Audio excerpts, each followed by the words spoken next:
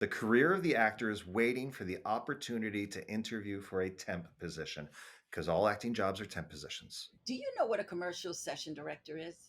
Well, today you are in for a treat. I am interviewing Mr. Spencer Kramber, and he is going to break down what he does and how you can pop at your next commercial audition. If this is your first time here, my name is Lydia Nicole, and this is Acting Smarter Now. What exactly is a commercial session director? My job as a session director, when people often confuse me as a casting director, I'll tell them, "Hi, I'm Spencer. What do you do?" "I'm a session director in commercial casting." And then they'll turn to a friend and say, "This is Spencer. He's a casting director." And I say, "No, no, I'm not a casting director." So a commercial session director is someone, typically freelance, who is hired by casting directors to run the audition sessions for them. So you are an actor and you get a commercial audition and you show up, and I am often the one who greets you, sometimes brings you in. If I don't have a lobby assistant, gives you the direction, slates you, records a take, gives you an adjustment, records a second take, and then sends you on your way. So I am the one who is running the session for the casting director. That's what I do as a day job. And why is it important, if not crucial, for actors to listen to the commercial session director? Because we are the conduit for the director and the casting director for what they are looking for. The directors communicate it to the casting director, what they're looking for, and the casting director will communicate that to us. So we start the session together. If you do come in sometimes if you're the first talent to come in, the casting director might be in the room working out the direction with me for the first two, three groups. But then the casting director has to go to their office because they're multitasking. They're working on the job they currently have. They're bidding for a job that's around the corner. They're maybe booking or finalizing a job that is finished. So they have a lot more to do in their office, and that's why they hire us. And we are the ones who are able to see what's happening with the session as well. So if you come in the middle of the day or later on, or even at the beginning, we're going to have a good sense of what's the best way to get the best performance out of you. And the things that I can really tell that I like to communicate first and really make sure that actors are hearing. And when I train other session directors, when I used to, this was the biggest thing that I would communicate is blocking and eye line. Those are what I call the bones of the audition. Because a lot of theatrical auditions, you're just standing there and there's not a lot of movement. But with commercial, we'll bring in a chair. We'll have you walk into the scene. We'll have props available. Because there's 30-second films, we can get a lot more into the production value of it. Some casting directors almost feel like they're shooting the commercial for the director. So we get very specific about the blocking and the eye line. Your character is going to walk in from here. They're going to land on the mark. You're going to say your line in a camera, and then you're going to walk off to your lefts. And everyone's getting the same blocking. Everyone's getting the same eye line, or we'll use post-its off camera. And those are the things you really want to make sure that you're listening to, that you're hearing. And if it's not clear, because sometimes we're not always the best, those are the things that you want to clarify. But when an actor comes in and I can tell when they weren't listening because they don't do it in the camera. They don't look where we ask them to. They don't do the blocking. And I love it when they clarify, when they say, just want to make sure I heard you right. And they can go over their own little rehearsal real quick. And I've also become a big proponent of the way you are in an audition is the way you'll be in the callbacks, which is the way you'll be on set. And if you're not listening in the audition, and then you show you're not listening in the callback, the director's going to assume you're not going to be listening on set. I had heard you talk in another interview about clarification versus choices, which I thought was a really awesome piece of information. Can you break down the difference between asking the session director or the casting director for clarification versus asking them for choices that they should make? The example that I love to get, I had an acting coach named Craig Wallace of the Wallace Technique. And he told this story years ago. I think he was working at Universal for some big studio, and he became friends with a casting director. And this is like the 80s. And he said, I'd love to see what you do as a casting director. And the casting director said, come and sit in on a session. And actors would come in, and at a certain point, very early on in their audition, this casting director, and this is very old school mentality, this doesn't happen anymore, but for the sake of the story, the lesson, the casting director would stop them at a certain point and say, thank you so much.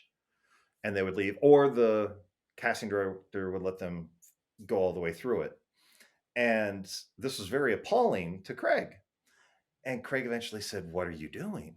And the casting director said, I can tell in the first 30 seconds who is bringing in choices and who is coming in looking for choices to be given to them. And he said, let's do an experiment. I'll let the next 10 people come in and we'll let them get all the way through it. But in the first 30 seconds, put down in which column you think they fall into. And sure enough, people would come in, and Craig was watching now, and he could tell the people that were coming in seeking for a choice to be given to them. And the example is this. I walk into the room, Lydia, you're the casting director, and we get through the slates, and you say to me, any questions? And the most obvious one is, what are you looking for in this? That is an actor who is looking for choices to be given to them. Now, I might have clarification questions of, is it okay if I walk into the frame? Is it okay if I sit? And that is also a choice, but you never know the flexibility of them with the camera. So that for me is a clarification. Or direction has been given and maybe it wasn't exactly clear. So I'm going to clarify. Just want to make sure I heard you right. I'm going to come in from here. I'm going to play Godzilla, my outline for Godzilla to that light you said. And then I'll look into the camera and I'll say, drink Pepsi. And then I walk off to my left, correct? Not to my right? Okay, good.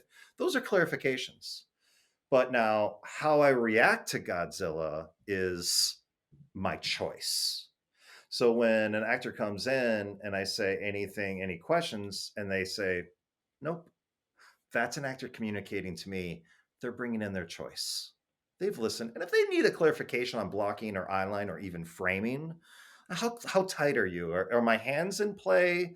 Is it okay if I put a little physicality to it? Or are you on a close up and stillness would be more of my friend?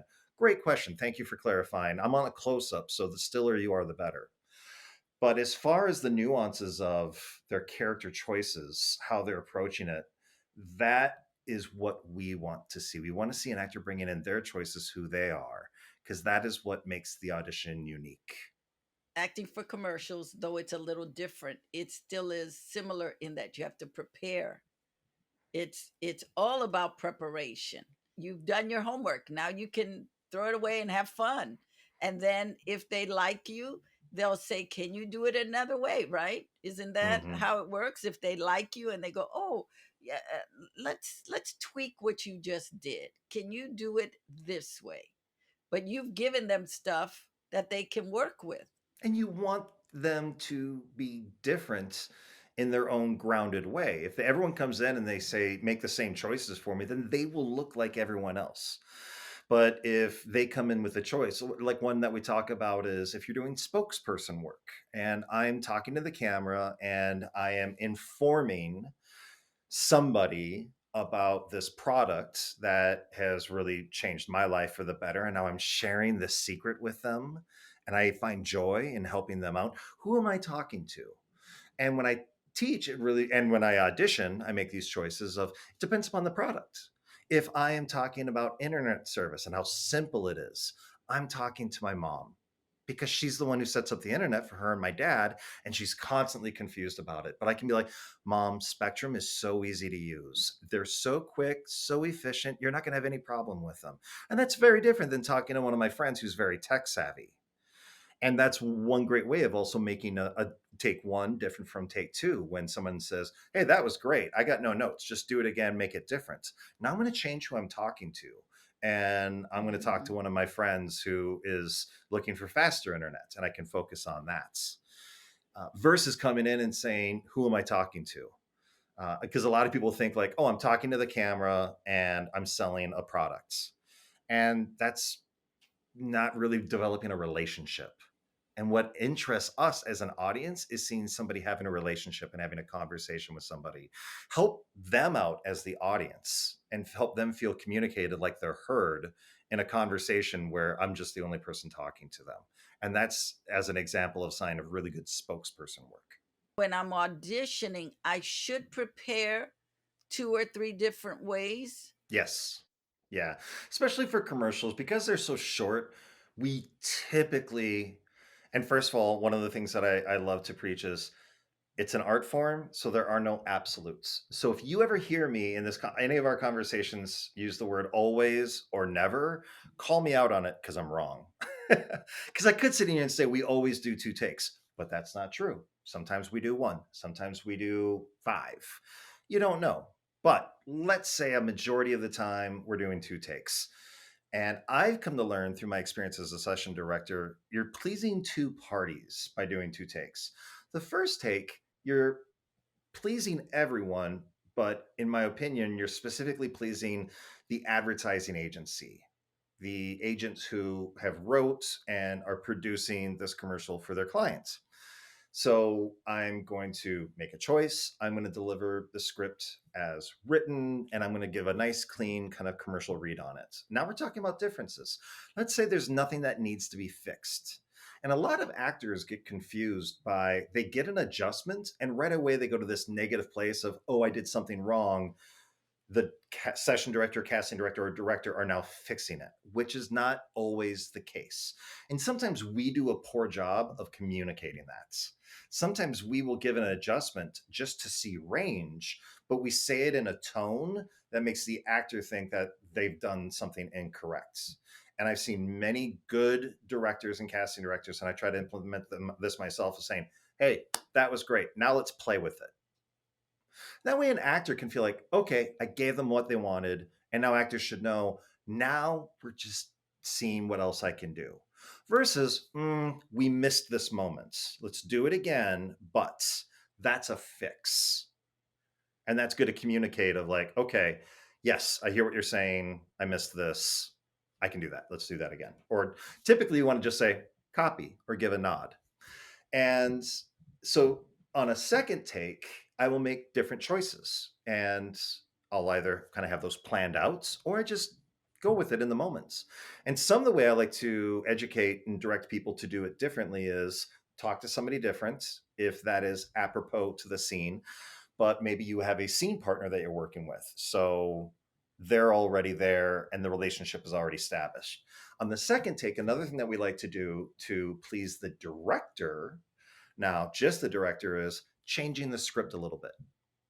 And not massive improv. I'm not going to rewrite the scene or the scenario, but if the first take is clean, we jump right into the scripted lines, we do it basically as written.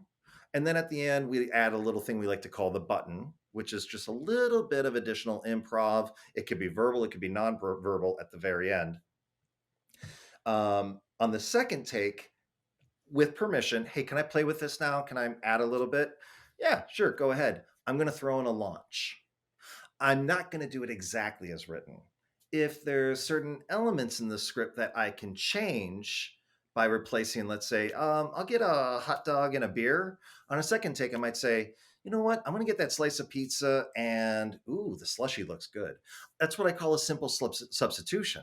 It's got nothing to do with the script. And then at the end, I'm going to do a different button, which casting directors and people love because you're showing that you have an unlimited well of resources. If you repeat the same things, it just seems like you've written one thing and you don't have a lot of flexibility. You're a one-trick pony, I call it.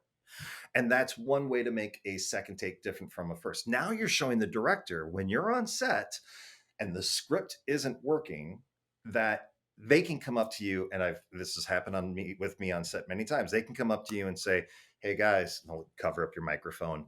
The script sucks. We got to make it better. Do something different, and then you dive into your improv skills and you start saying something else and you listen in the instinct in the moment and you add something else to it. You make a little change of directed, and the next thing you know, they're laughing from behind the curtain because you're doing the unexpected, and that's what's really exciting.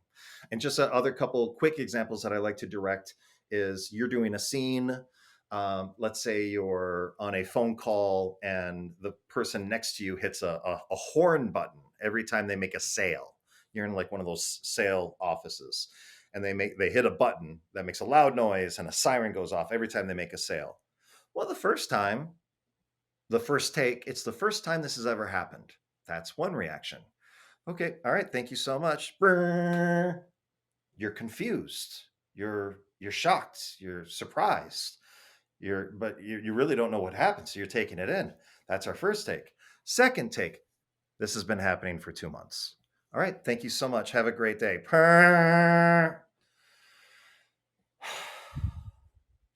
Hi, how can I help you? You're annoyed.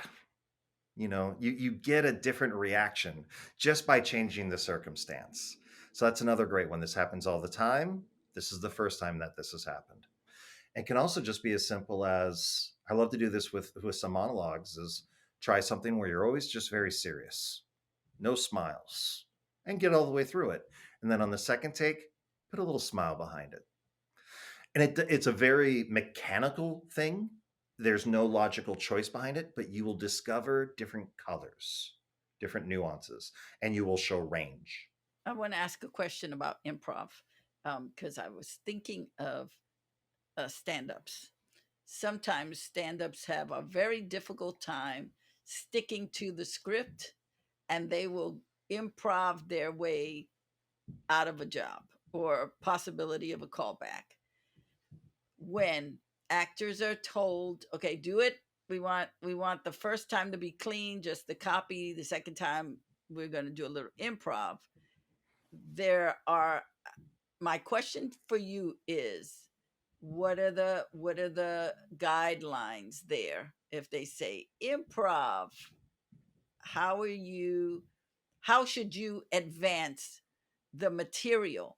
Do you abandon the script and just do what you want, or do you go with the launch and the button? It's like, I'm going to give you your script, but I'm going to give you just a couple of little pieces here. It obviously depends, but with that being said, it depends. And what's fascinating is that there's two different types of commercial improv, and so many actors or students, I should say, get freaked out when they start thinking improv. When they hear the word improv, they start thinking, whose line is it anyway? Groundlings, Sunday Company, UCB, Improv Olympics, which is a very different type of beast. We still have a structure here. There's still the script and a story to be told. I'm always doing a group explanation. There's always, there's very few moments where, and there I use the word always. There's very few moments where I just say, all right, here you go. Just wheel it. Just free for all it. I will go so far as to say, if you do this script, I'm referring to the board, if like I'm in person, exactly as written, that is a fail. And that's been the clearest way, because some actors who are newer get so ingrained into their minds of the word is the script is Bible. I must do it exactly as is, which is great to demonstrate. And I've seen plenty of people in callbacks lose jobs because they cannot do the script exactly as written. Those stand-up comedians, those improv artists that you speak of, there's something just to them where they're not able to improvise.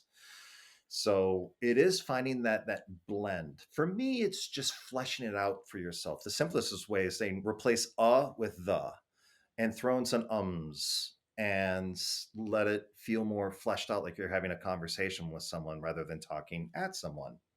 I'll go so far as to, instead of saying action, prompting my talent with a question that will lead them into their first line. So, what do you love about drinking Pepsi? What I love about Pepsi. And then I'll hit record as soon as I'm done asking the question. That way they feel more naturalistic, like and they can start with something like, oh, dude, what I love about drinking Pepsi, and so on and so forth. One of my big components, my philosophy with acting, coaching it, directing it, teaching it, and doing it, is acting is the marriage of technique and instincts. Tom Hanks, I heard recently saying that Spencer Tracy used to say, acting is hitting your mark and telling the truth. When I heard that, I went, wow, that's the same thing as what I've developed as a philosophy, because hitting your mark is very technical. You have to map out the steps. You have to make sure you're hitting the right spot. If you don't have technique and you can't hit your mark, you can't be worked with. A director will say like, Mm. wow, that I'm spending all day trying to get an actor to just hit their mark. And hitting your mark is many different things. Having your right eye line, looking up on a specific moments, whatever that might be. It's the technical element, saying your line at a certain rhythm. Sitcoms are very specific. You don't change lines on sitcoms. They're writing it like notes in an orchestra. So you got to hit da da da da da, ba da da da da, laugh, da da da da da, second laugh, and so on. Instincts is that little magic that you bring to it in the moments that you don't even plan out. It's something that happens instinctually when you're there. So when I ask actors, I'm like, okay, do a second take now, give me a different button. And I say, okay, give me, and I see them say, okay, just give me a second, let me think of something. I just say action because I'm like, no, don't think of something. I don't want you to write something. What would your character say in the moments? Because that is truth, hitting your mark and telling the truth. Sometimes some things need more technique, some roles, some performances. I don't need you to emote this. I don't need your character to have any choices. You are a meat puppet. We could damn well have a mannequin stand there and look at a sunset. And the more instinct you try to bring into it, you're actually going to ruin the shot. So don't do anything. Um, and then sometimes we need more instincts. We need to have that ability to just like, okay, have fun with it, play, maybe a little bit more for comedy or for drama. And you got to find that variation. But if an actor is just all instincts, it's very hard to work with them. And if they're just all technique, I might as well cast a statue. So that's one of my big philosophies that I've developed throughout my years. I love that. For an actor to really nail their self tape, what are a couple of things that they need to constantly make sure they hit? You know, the eye line, the your frame, because it is technical. The self tape is very technical before you can give your performance. Yeah, we are now in an era where we are asked to not just be the actor for our auditions, but we are the cinematographer, we are the editor, we are the writer, we are the director and the producer. We are wearing all these hats, and not everyone has embraced that. And those who are succeeding, and it's very hard for people to accept that. And it's not just accepting it, but if to find joy in it. I love editing. I don't mind shooting it, and I enjoy that part. But once I have my footage and I get to flop on my couch and do the editing on my phone and choose which transitions I'm going to use, not that it really matters, but it's what brings joy out of me, and that's going to make the whole process better. And the first thing I saw during the pandemic, when people were using so much more self tape, were people complaining on their social media about their setups, like, oh my goodness. And they would do these time lapse videos of them setting up their backdrop and setting up their lights and doing all these things. And my first thought was, wow, we're making it so hard on ourselves that there's no joy left for our auditions. So I started just simplifying it. Anything that became an obstacle for me.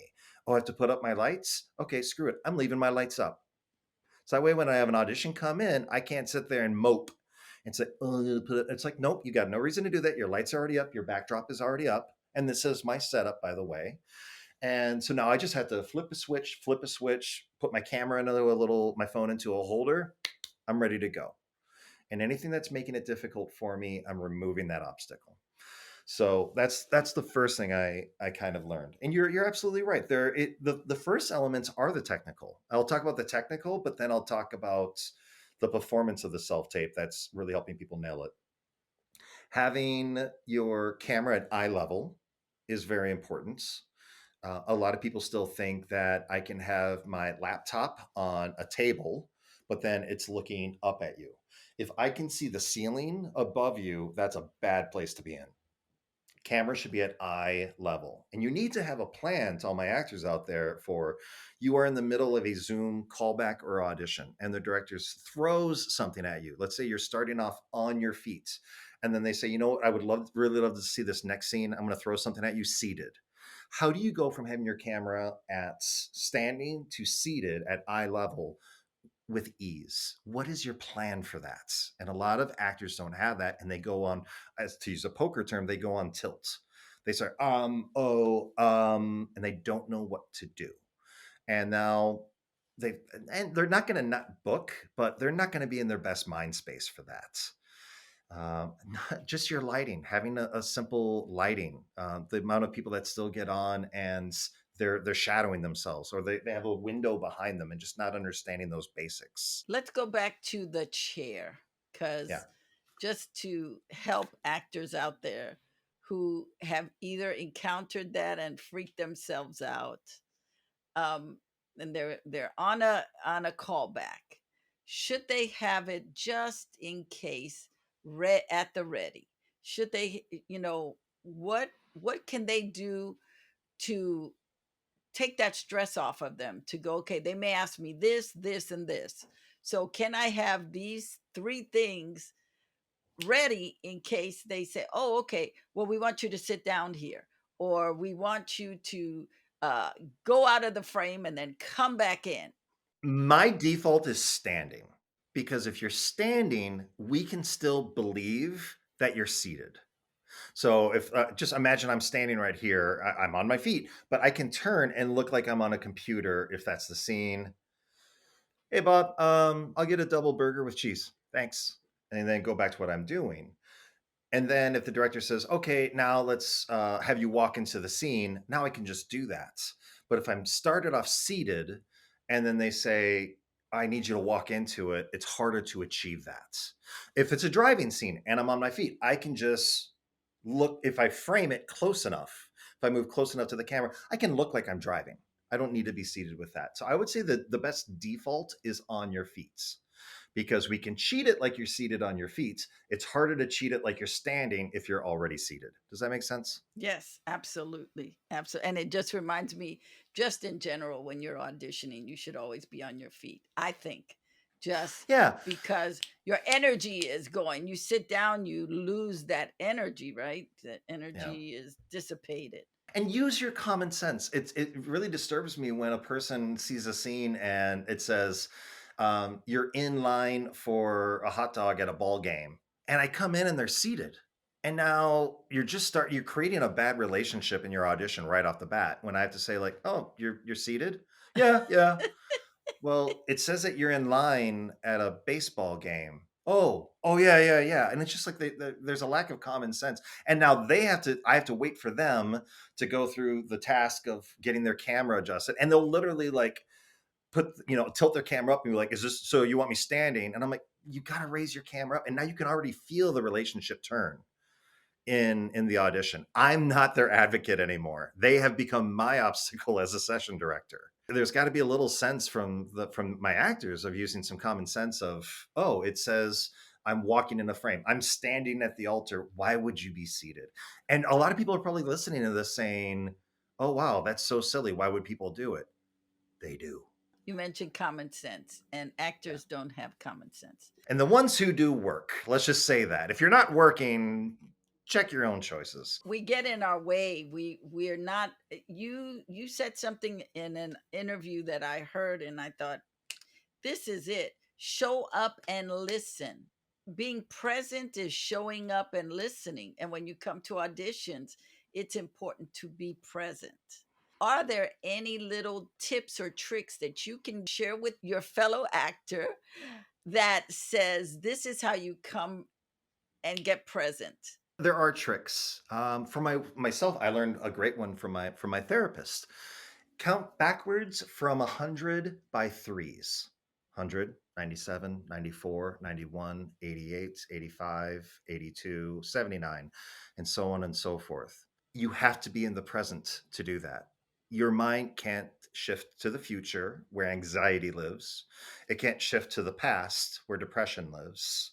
That will keep you in the presence. So that's a great thing to always just ground yourself into focus. Is just a very simple exercise like that. Or going through the meditative approach of what are 5 things that I see, 4 things that I hear, 3 things that I can touch, and so on and so forth. Great things to just put you in the presence, and 2 things that I can smell, and so forth. So those are things that I will use. Trying to avoid distractions. If you're in the lobby, just in person, or you're just waiting in front of your computer, just sit and breathe.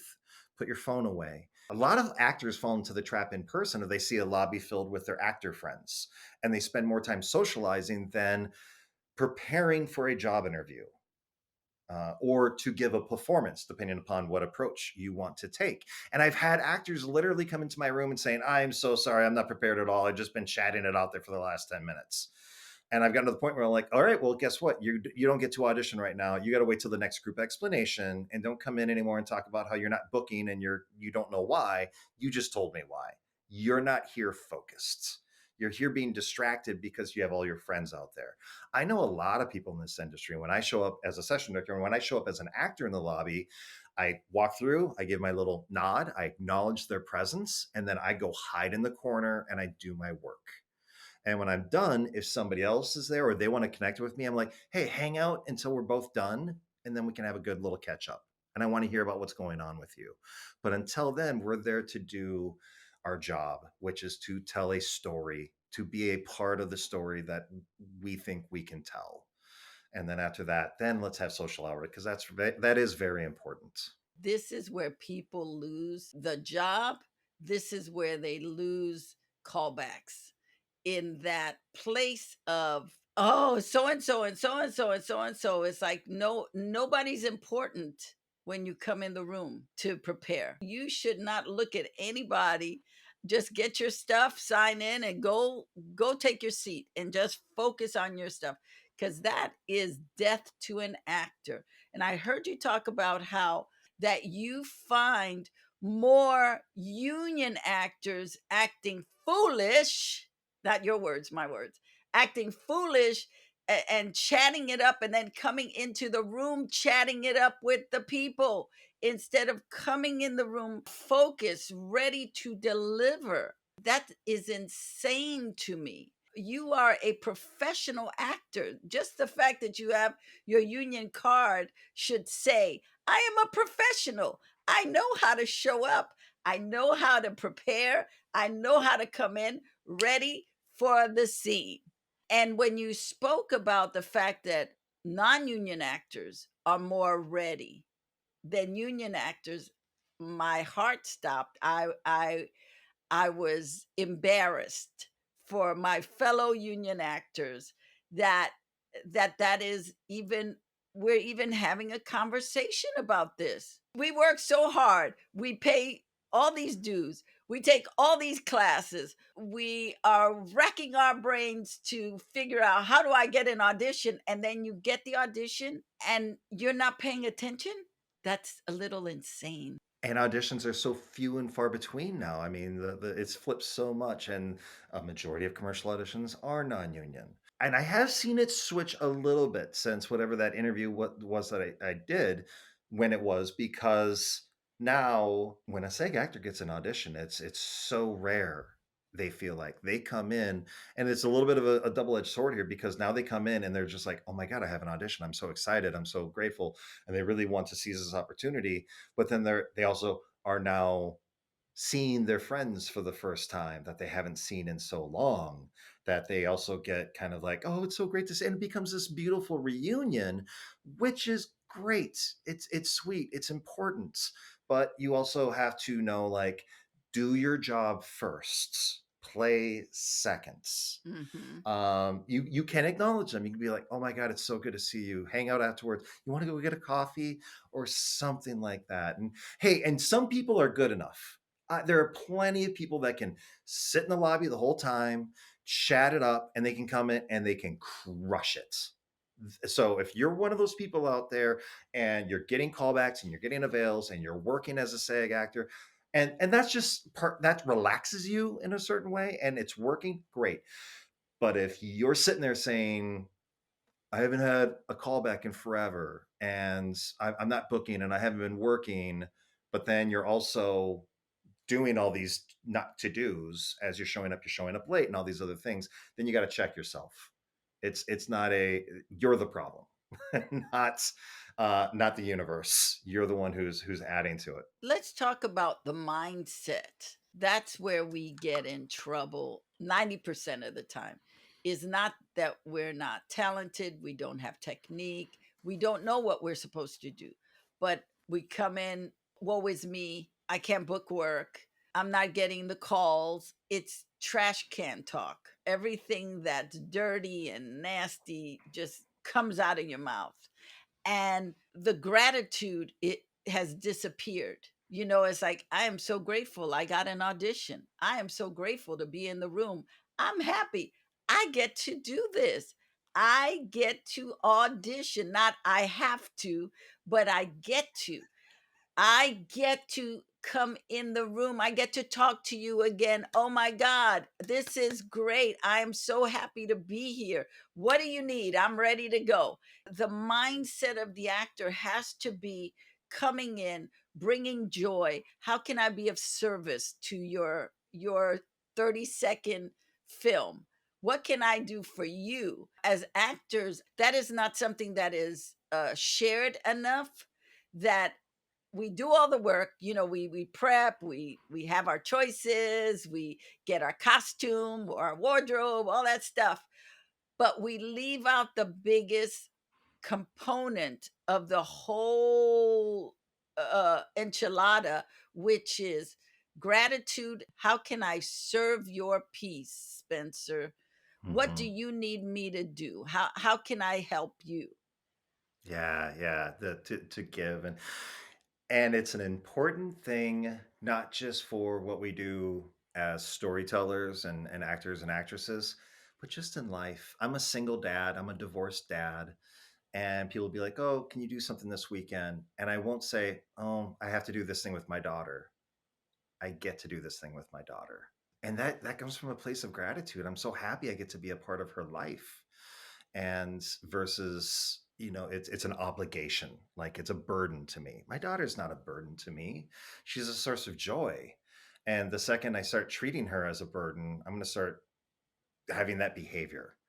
So, and I used to notice that too as an actor, I'm booked tomorrow to run a job at a casting session, but then I get an audition from my agents. And now I found myself, and we all kind of do this. A lot of actors have day jobs that they have to do, and you get that notification on our first responses, "Oh God, no, I gotta blah blah blah." And I hated that response.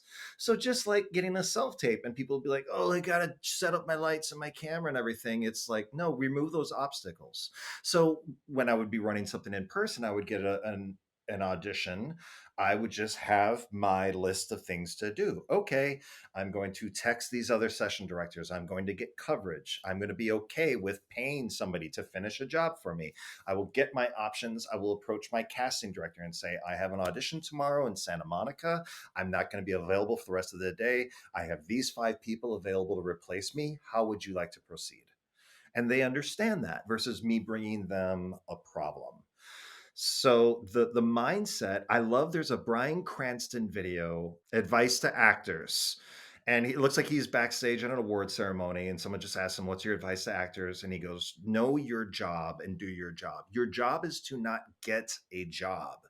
It is to show up in the space that is provided with the material that is provided and to tell a story, to be a part of a character in a story." And then you leave it there. You walk away and you forget it because everything else after that is so out of your control. It's a complete waste of energy to waste any time on it, but rather showing up and putting yourself again in the presence of what you're doing, and then you move on, and whatever happens after that happens. I also would attend workshop meetings at In the Act Productions, ITA, in Culver City, and there's a great teacher there, moderator named Chris Gurman, and we would go up and showcase monologues and scenes for industry guests. And we'd all be sitting there very nervous. And he had this great icebreaker. We'd come up and say, "All right, everybody, when you do this, this will be our order," and blah, blah, blah. And he goes, "And just remember, everybody, You spend months and weeks waiting for the opportunity to act. And today, you're going to get 3 minutes to do it. Enjoy it. Enjoy it. Because it's so few and far between. Why make it something miserable for yourself when we just want everyone to have fun like we're kids? And it was always just a very refreshing palate cleanser of like, yeah, find the joy in what we're doing. And then you walk away.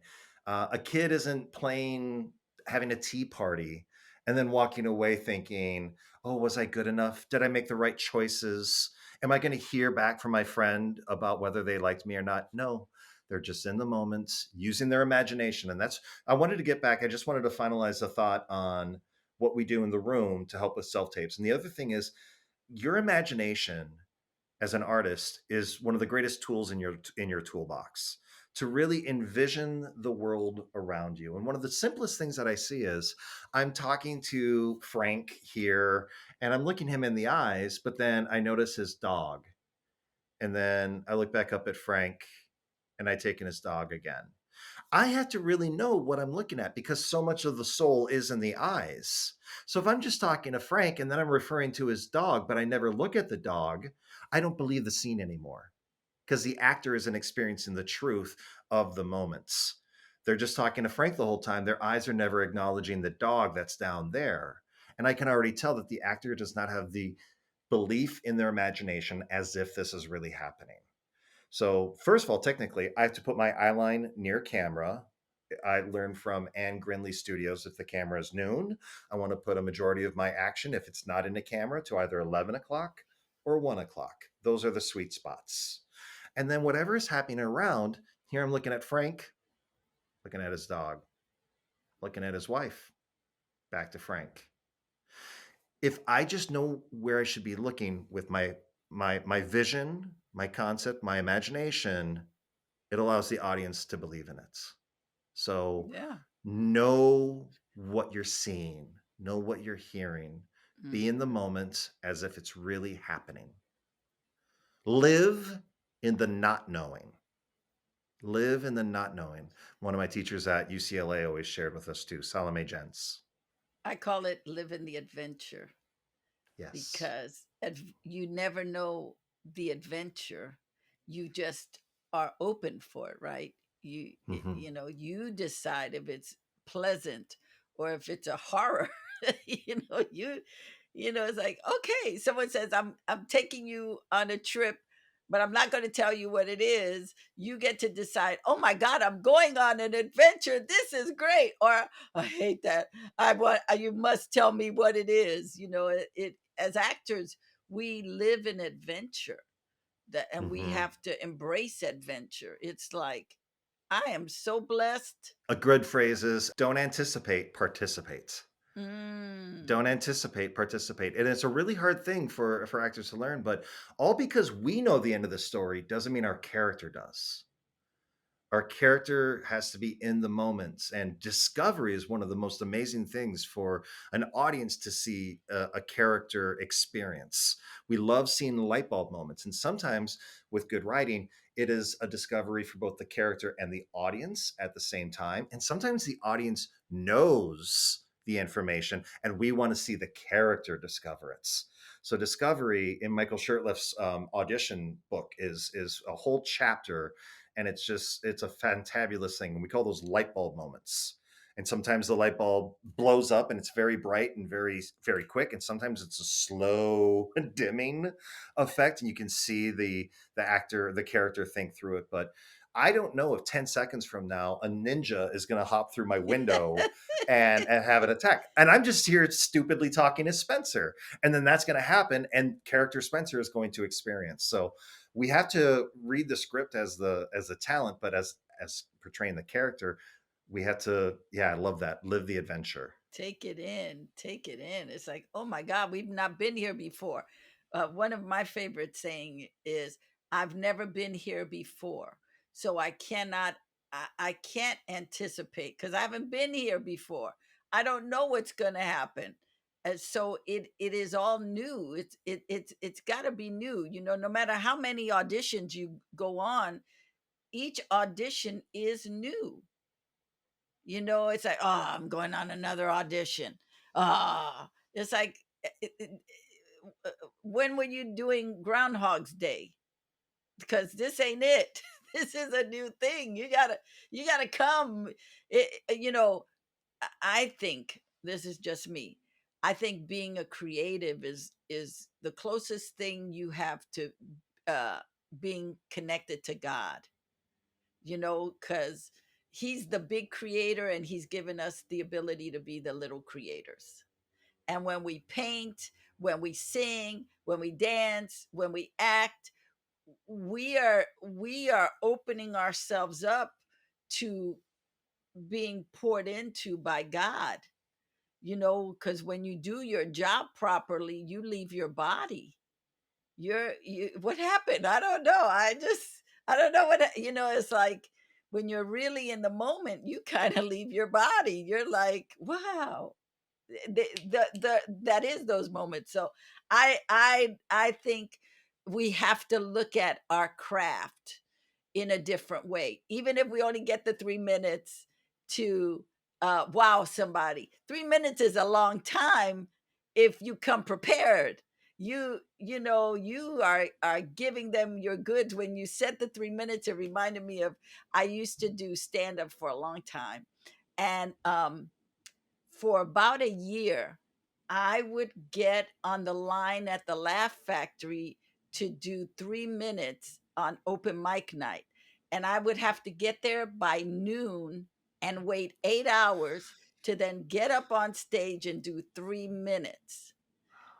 So it was the most stand up. And you talked about stand up. So I wanted to just kind of bring it in, because as an actor, stand up did more for me than acting classes on some level, because Yeah. I learned so much with the discipline of stand up that allowed me to let go of my fear, let go of my preconceived notion or my nervousness.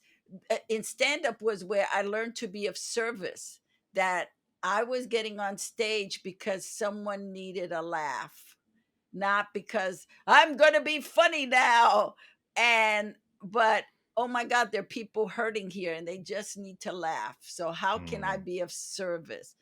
I was taught by a wonderful stand up comedian named Jackson Purdue. He said to me, turn down your laugh meter and go out there and just serve them. Mm. Just serve them. Your material is enough. Just serve them. And so because of that, I could get online at the Laugh Factory at 12 noon until 8 o'clock and be so excited about having those 3 minutes of stage time to do my jokes. Hmm. And it was not like, oh my God, I gotta go do. I was like, oh my God, I'm gonna go do stand up today in the Laugh Factory. And I just think as actors, we have to bring the joy in whatever it is. We have to bring the joy, even if and remember that auditions are the job. Yes. Auditions are the job. That's it. Anything after that, oh my God, it's fantastic, but auditions are the job.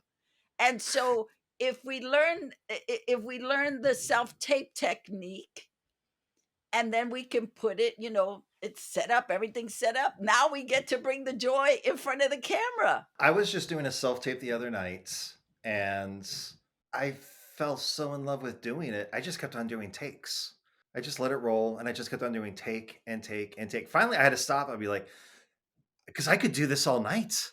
I felt like Captain America. And I'm like, I'm never going to pick takes. And it wasn't because they were wrong. It wasn't like I was trying to get it perfect. I just kept on finding new ways of having fun with it. And that was an amazing place to be in. I do want to get to something that you just threw out there about the audition as the job, and this was an epiphany that I had years ago, and it's been this a wonderful journey of this thought ever since. I was in a relationship with someone, and she was on a career path to get a job in a real world, a non-entertainment job, right? And I watched her. She went through her training, and then she went through a series of trying to get job interviews at companies she wanted to work with. And then she eventually got the job at the company she wanted to work with. And now she has her career. Her, next however many years she works at this place, 5 days a week, 8 to 5, and she goes home. And some people, that's perfectly fine. That's what they do. And they might change companies. Maybe they make a lateral move, all those type of different things. That's like, a majority of the employment that's out there. And I compared that to my experience as a person who went to undergrad for theater arts, toured around, went to grad school for performing arts, and now is out there. So I've done my training, and I'm like, what's my definition of a career? And I came up with this very daunting phrase of the career of the actor is waiting for the opportunity to interview for a temp position. The career of the actor is waiting for the opportunity to interview for a temp position, because all acting jobs are temp positions. Sometimes they're a day. Maybe if you're lucky, they're a little bit more. Maybe if you're Vanna White or one of the voices on The Simpsons or your Grey's Anatomy, it's longer. All right. And congratulations, you're 0.0001% of employed actors. So I'm sharing this one day with a friend, Alex Giano, who works as an actor. And I'm think I'm being very smart about this. And he listened to me express that equation. And he goes, stop waiting. Ooh, I like that. And then, so I've implemented that. And then I heard Jason Alexander, who's a great follow on Instagram. He shared this great thing about how actors, the old career of the actor is basically over, where you do your training, you get an agent, and the agent sends you out on auditions, and your career goes off, or you just keep auditioning, however it might be. And he goes, that happens every day and it happens all the time, but more or less you have to make the career for yourself. You can wait and audition, but you will watch the pages of the calendar fly by. Whereas now, with simple lighting, our phones, everything else that you see, our microphones, we can create the content. We can be the writer. We can be the cinematographer. We can be the editor. We can be the director, and all these elements, and we can create our own thing. And we'll be very happy. Our creative juices will be flowing. We might create something that just might inspire someone else to give us the opportunity that we were otherwise just waiting for. And the amount of times that he uses the word, wait in this little 1 minute clip was just amazing. So it's just a reminder of there's really no excuse for us to be waiting anymore. There was never an excuse to wait. I started in LA in 78 as Mm. an actor. What was I've that been like? here a long time. Fantastic. Um, Yeah. there were no jobs for people of color. It was No. awesome. And but I didn't know that. So I would have my target list and I would reach out to everybody. They all needed to know me. So to me, it is really going back to your state of mind. I remember wanting to get with Jack Nicholson's agent because I thought he was the bomb, Sandy Bressler.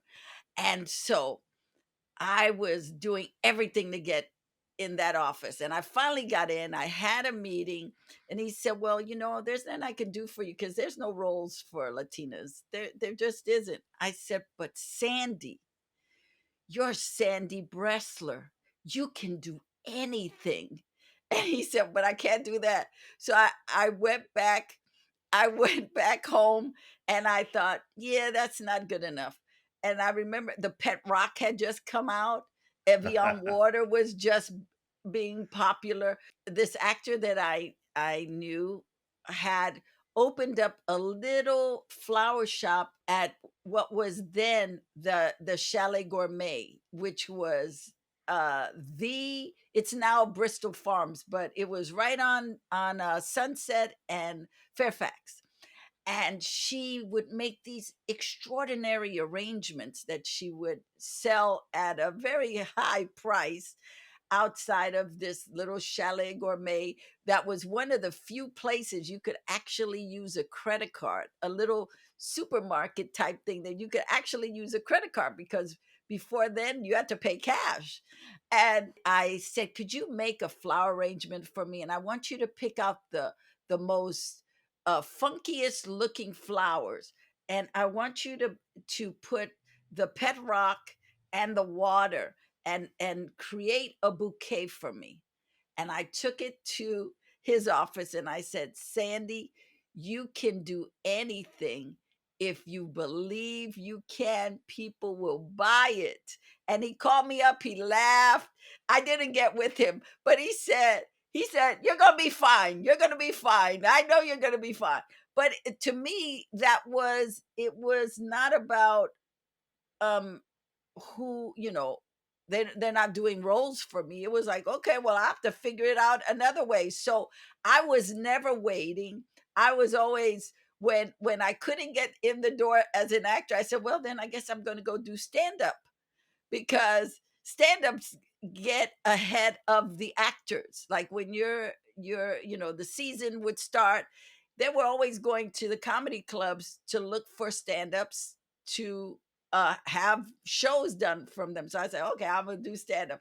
So as an actor, we don't wait. We create projects. I was creating showcases to get seen. It was like, okay, what do I have to do? I'm not going to wait. My agent, I'm not waiting for them to call me. They may never call me.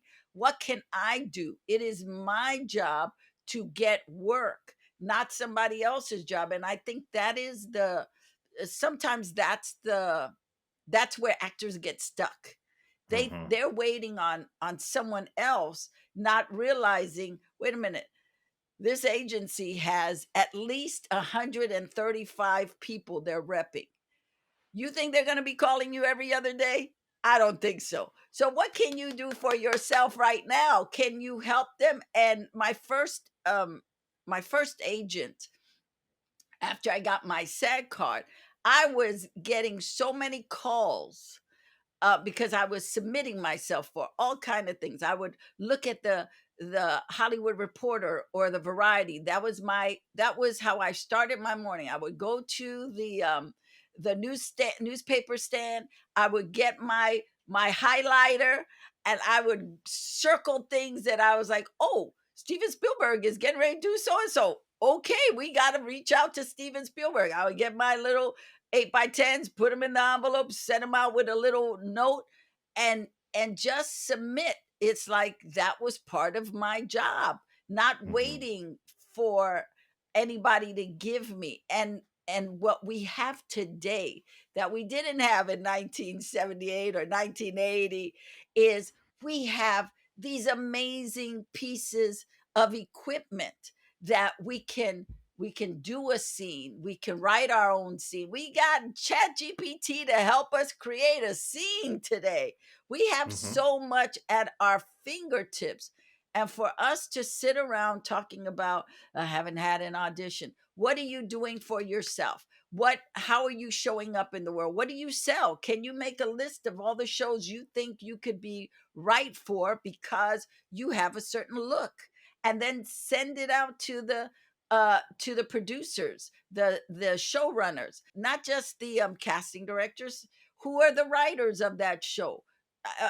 If you can't get in through the door, find a window, find an attic, figure out how you getting in the building. It's up to you Kool-Aid to Man. figure it out. Hey, You're gonna Kool-Aid Man your way through the wall. we have bought a lie that says you will be discovered, but you can't be discovered if you're not putting out your stuff. It's like you can make the best cookies in the world, but if nobody eats them, you have no business. Well, and one thing I'd love to share real quick, I came up with this, and this is something I lecture about all the time. People ask me, what is the job of the actor? And I say, well, when I was at UCLA for grad school, we had this like a career in acting class. And one time we had this big time manager come in, and somebody asked, like, hey, as a manager, what do you do for your actor? And he goes, well, I sit at the head of the table for the actors team. And we're all like, He goes, well, the actors team is for celebrity, is me at the head of the table, and then their agents, their publicist, their business manager, the financials, and their lawyer. And as a group, we make decisions with each other based for our client, the celebrity. And everyone kind of handles their own little part. And when I walked away with that is, okay, I'm not a celebrity. I don't have that team. I must be that team for myself as the talent. I must be my own manager. If I do not have an agent, I must be my own agent, which is what you were being when you would sit down with your Hollywood reporter. And I tell actors who are new in this field, I'm like, so they're like, I don't have an agent. I'm like, so you are your agents, which means you get yourself on Casting Network, Actors Access, Casting Frontier. You wake up every morning, you have your cup of tea, and you hop on there and you set your filters and you see what roles are out there for you and you submit yourself. And even when you have an agent or a manager, you still agent them. You are your own publicist. And they're like, oh, I don't have a publicist. So I'm like, well, if you've got something to share, there is no excuse for you not to be able to share it. Back in the days, it was postcards. You'd go and you'd print out 1,000 postcards and you'd print out these labels and you would use postage and you sent them out to all the offices. Now you hop on social media, you follow casting directors, you hopefully get them to follow you back, and you spread your word out that way. You are your own accountant. Now I use Chris Dotson at M&M Tax Pros, and they are actors who are certified CPAs, and they do my taxes for me because there are many things that I'm still able to deduct as an independent contractor. My movie tickets, all these different type of things, like research, mileage, whatever have you. So I work with them on my financials, and I have a business lawyer, an entertainment lawyer that I can go to. But until then, I read the fine print. So this is the aspect that we have to have. It's great if one day we become a celebrity, or just let's say successful, where we're able to have those, because not everybody wants to be famous. And I totally respect that, but we want to be successful. Gil Cates, the late Gil Cates, always said to us at the end of every class, Let everybody know who Gil Cates was. I know who he is, but yes, share who he is. absolutely. Gil Cates was one of our professors at UCLA. He was at one time the dean of the theater, film, and television departments at UCLA. He was also a one time president of the Directors Guild of America, and he was a 12-time producer of the Academy Awards ceremony and an amazing director. So he just kind of like everyone's uncle, and he was the sweetest man. He'd always take us out to Jerry's Deli in Westwood for a dinner, our class. And at the end of before he would say goodbye to us, he'd always say, I wish all of you success and none of you fame. Mm. And Mm. I was like, I don't know what that means, but he does. And he's coming from a very wise place. So you Mhm. better listen to him, Mhm. Spence. So I don't Mhm. chase fame, I chase success. And success for me, I've never defined this for anyone before, but did I do my job? Did I show up prepared, excited, and executes what I went in there to do to achieve my objective despite obstacles, to the best of my ability, not based upon the outcome, whether I got the role or not. And that's kind of a John Wooden, the former UCLA basketball coach. That was his pyramid of success, Mhm. was going in and doing your job, and not worrying about the outcome. Maybe the ball goes in the hoop, maybe it doesn't. But did you do everything you could to prepare for that moment and execute it to the greatest of your potential? Well, John Wooden was also about constantly doing the basics, Yes. constantly, working on the basics. And as actors, we need to constantly work on the basics. You talked about doing the repetitions. You talk about repetitions and how do we prepare for auditions if we're constantly doing repetitions, reading scripts, memorizing sides, getting out there and having an acting gym that we can work out, success is imminent because you are practicing excellence. Hmm. Every actor that shows up to Hollywood is doesn't know excellence. Not every actor. You have a lot of people with dreams, but they don't put in the work. They don't put in the hours. So they don't have technique. They don't trust their instincts. They're just going on, oh, I saw so and so, they did it, so I can do it. But they're not developing themselves. They're not looking to see what they sell. What is it that you sell that makes you stand out? You gave a quote which I loved from Oscar Wilde that says, "Be yourself. Everyone else is taken." I think you when you come to Hollywood or New York or Chicago or London to be an actor, you have to learn who you are. When we start out we mimic people, but then as we start learning craft we have to develop and go, what is it that I do? What's my special sauce? How do Mm. I, because I'm always going to go up against certain actors. What separates me from them? That's the Hmm. most important thing. Knowing what makes me me and you. I can't be you. I don't want to try to be you because that's you. Why would I want to duplicate you? I'm not even going to do a decent job. No matter how good of a mimic I am, I can't live in your skin. So I think actors must find out who they are and then do their best. You talked about, I want to get into your background a little bit because we could stay in this area forever. Oh, I have so But many thoughts that I want to share with you. Can I uh, share one anecdote yes, with you real yes, quick yes, you about being can. prepared?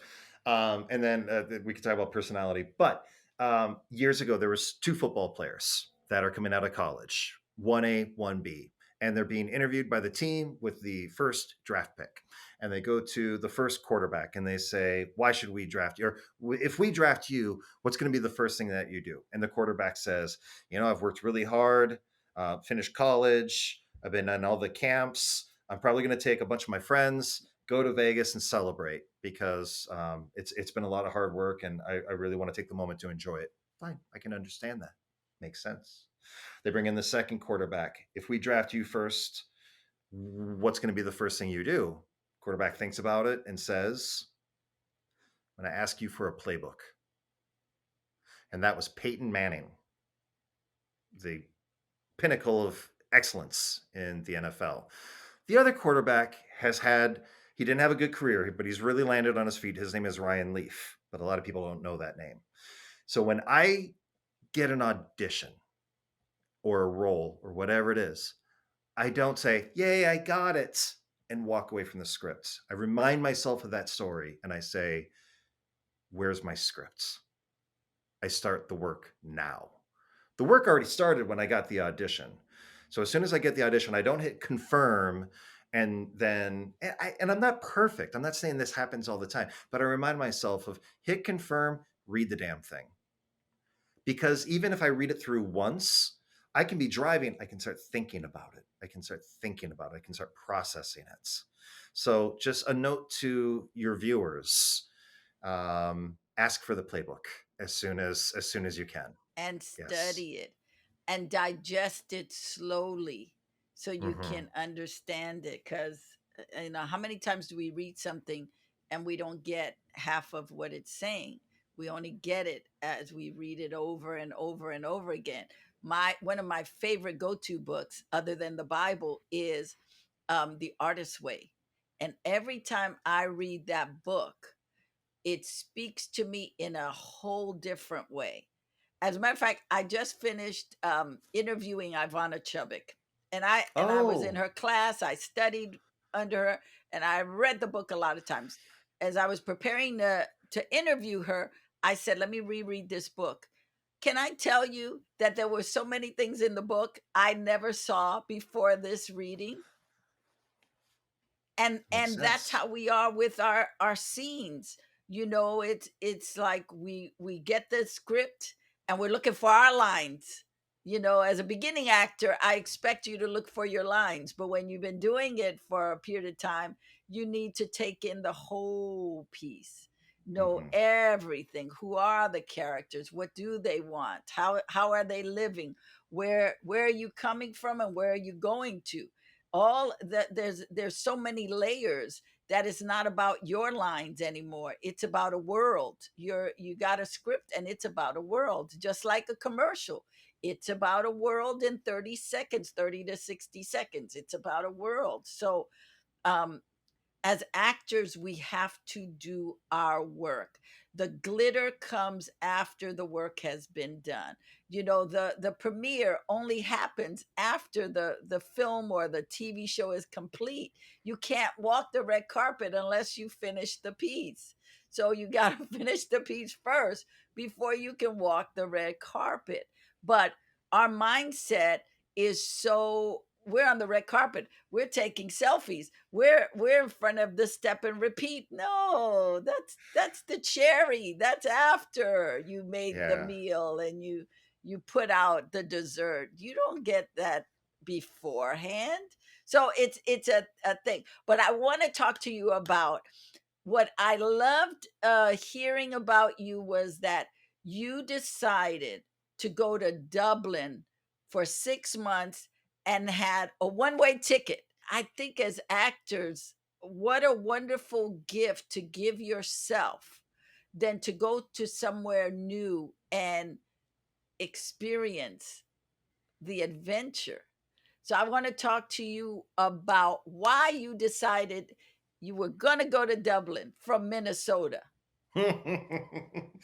Well, first of all, I think the universe was telling me to.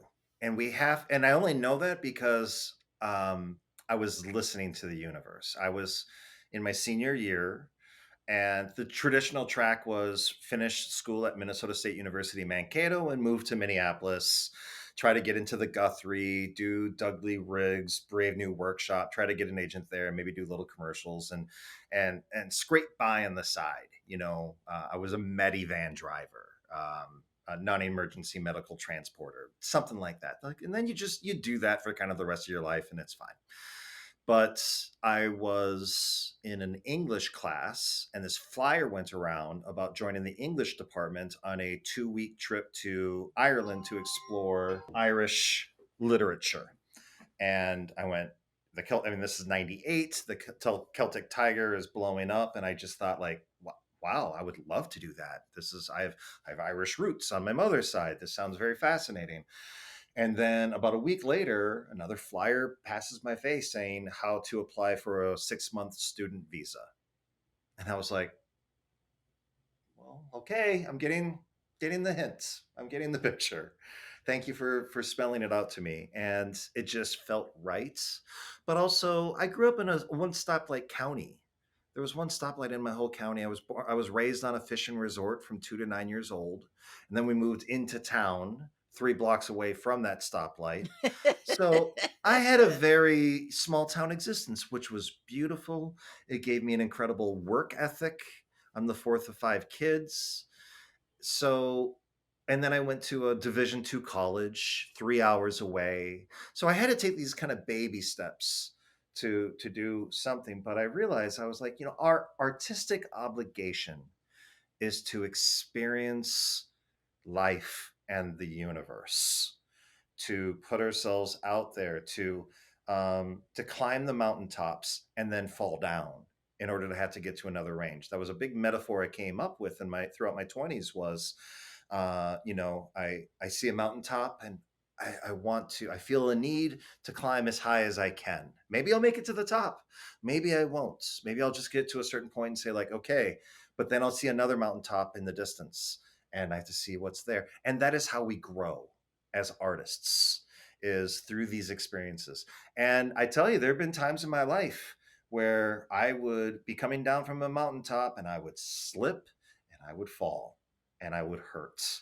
and I would have to heal and I would have to mend, and my bones would come back stronger, and then I would dust myself off, and I'd start going back up another mountaintop. And through those experiences, I've grown as an artist. And I've received that feedback when I came back from Ireland. I auditioned for my professor, who is now retired and working professionally with the Minneapolis Shakespeare in the Park, Dr. Ronald Lawson. And I auditioned for The Tempest's Caliban. And after my audition, and I booked it, he just goes, I don't know what's happened to you, but you are a different person than the one I knew at college. It's because I went to Ireland and I was incredibly homesick and I was sad and I had broken up with a girlfriend who I loved incredibly. She moved out to Los Angeles. I left my family. I was alone and I was sad and I was scared. And then through friends in Dublin, I grew. I saw Paris. I did a play at Trinity College and I performed at the Samuel Beckett Theater, who now my daughter is named after, Beckett. And and then I came back and I was sad again because I missed Ireland. And I actually wanted to continue all the way around the world. I had this all mapped out. It didn't happen. So instead, I got to tour the Midwest, and then I got to tour up and down the East Coast from Boston to Florida and back up to Boston and back down to Florida and back up to Boston again. I had never seen the East Coast, and I lived out of a suitcase for 2 years before I came out to Los Angeles. What another adventure! So after you toured up and down East Coast, what made you decide LA's where I want to go now? Oh, here's an amazing story I love to tell. So that tour happened in the fall of '99. Let's see, I came back. I toured with the National Theater for Children doing children's theater for power and electrical safety in around Milwaukee. And then I came back to Minneapolis and I toured. I did a production of Shakespeare in the Park while doing a day job. And then I was taking out the newspaper and I was seeing what opportunities were out there. And I saw audition for this Boston Chamber Theater. So I showed up and I auditioned for that. And I got this job for 4 months. I got take a train out to Boston, and I was I was a stage manager, house manager, soundboard operator, and understudy. And I got some stage time. But we toured up and down the East Coast, and then I that finished in the fall, the winter of '99, coming into 2000, and Y2K.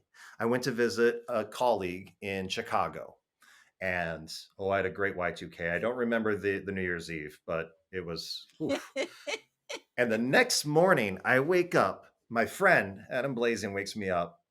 Spence, yeah, how was our car when we came home last night? It was fine. My head is pounding. He goes, you want to get up and you want to see this.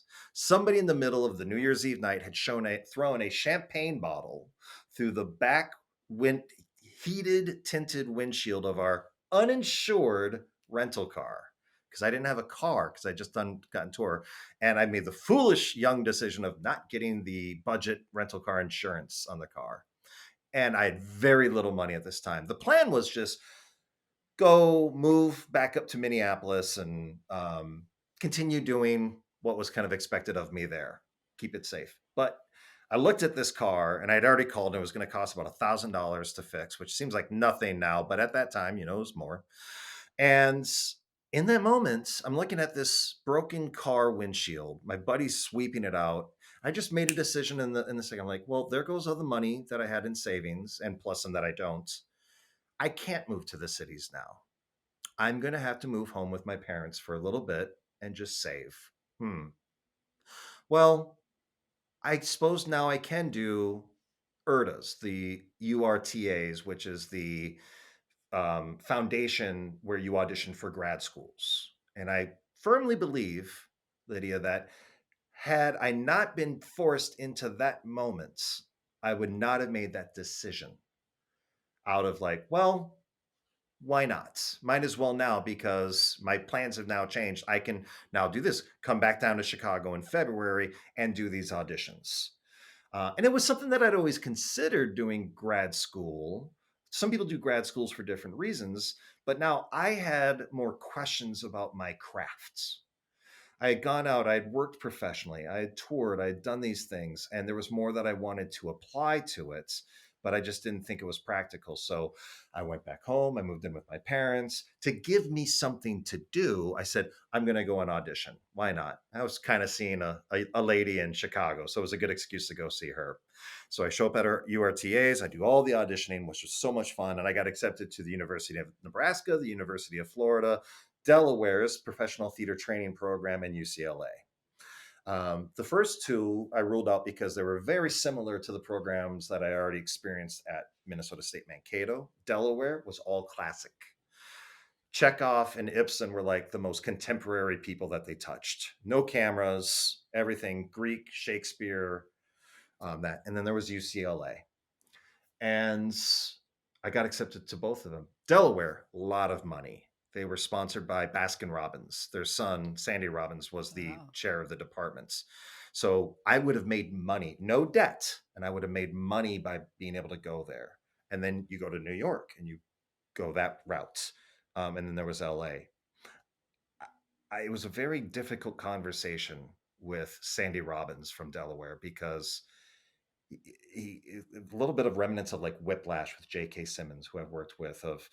I felt like, I don't know, I was kind of being put into a blender about my choices, and I felt like it was going to be very kind of difficult. And then I called Mel Shapiro at UCLA, and I'm like, I don't know what to do between these two programs.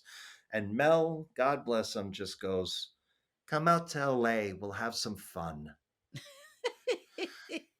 And it was an amazing lesson because that's what I needed. I needed to learn how to have fun with what I was doing. I used what I was doing, the gift that I was given, as such a way to overcompensate for people to like me. If I'm the best actor, if I'm successful, if I'm famous, people will like me.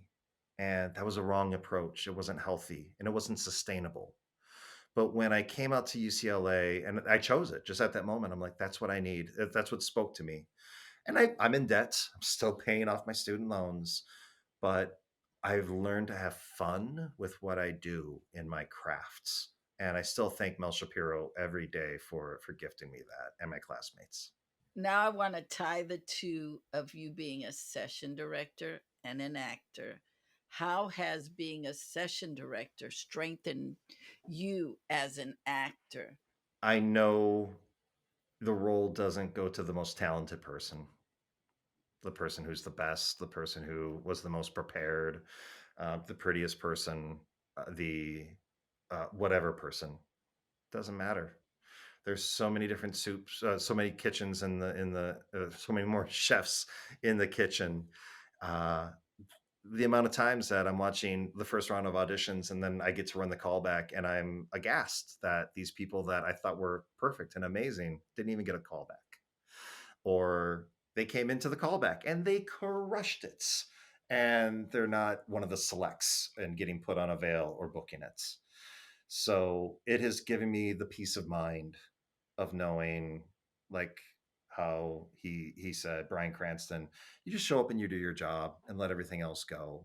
And that's an insight that few people get.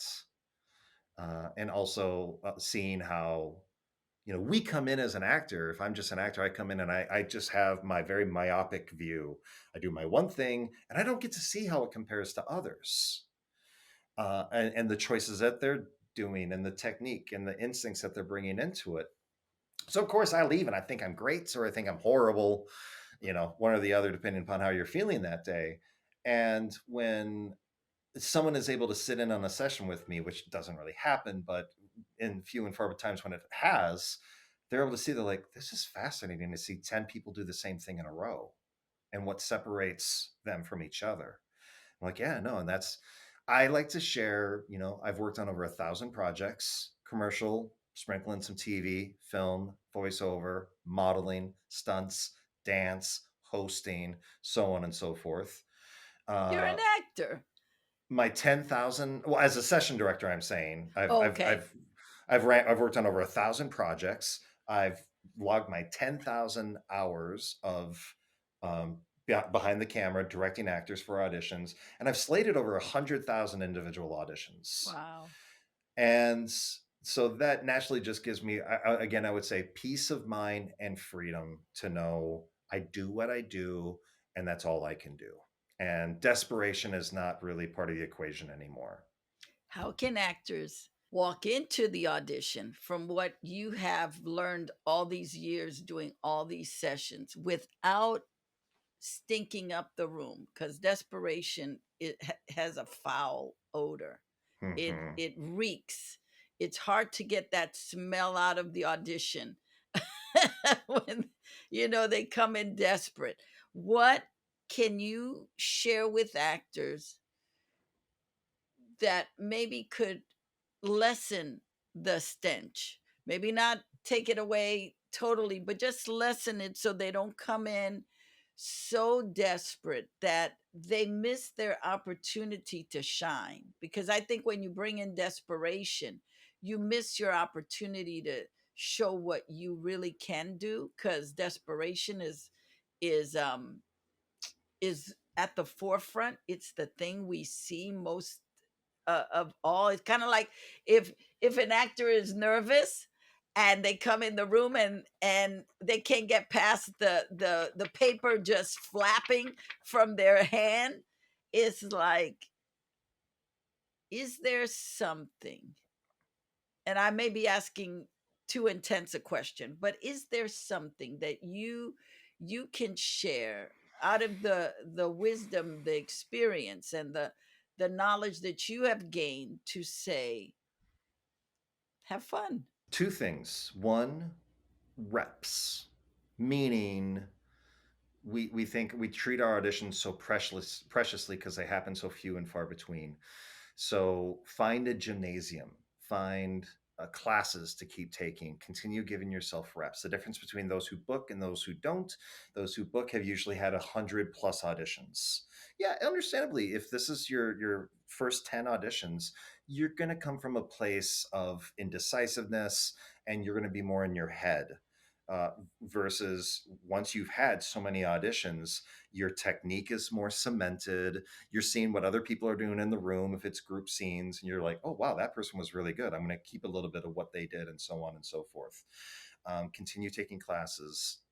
I teach at Keep It Real Acting with Which Judy is Kane, fantastic. We love Judy. Love Judy. and we've developed our level. She allowed me to develop my child of the level 3 class, which is mastering the commercial self tape. And what I do is I send out a self tape request to the students, and they send me in their tape as though it's a actual audition opportunity.